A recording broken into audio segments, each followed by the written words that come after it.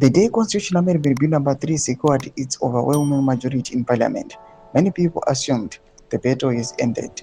The succession wars have already begun. It was subscribed like on the bill. They were mistaken.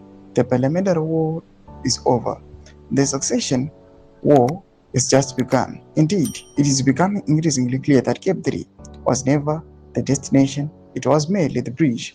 The real struggle lies beyond it. And perhaps the greatest misunderstanding in Zimbabwe today is the belief that there are only two factions inside ZANU-PF. There are three factions, two presidencies, and one oligarchy.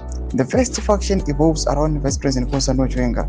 The second revolves around President Mnangagwa and the continuity project around him. The third revolves around businessman KUTYA and the ambition of converting economic power into political power. These three wars overlap.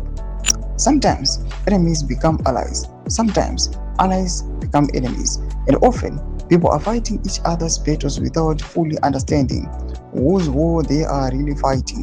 The irony is that all three factions publicly deny their existence, yet all three behave exactly like factions.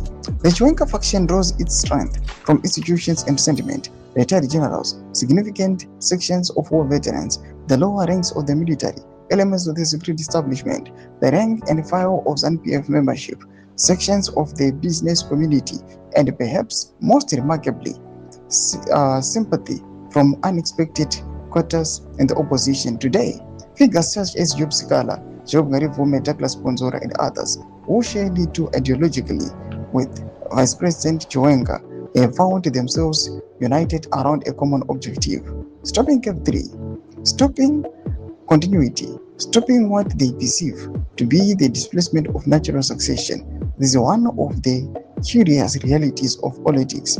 People do not always unite around common values. Sometimes they unite around common enemies.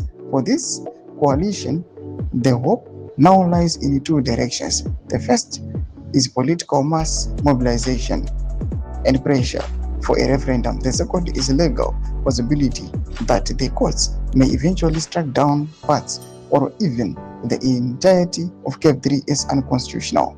Political restrictions may complicate the second option, but it remains alive.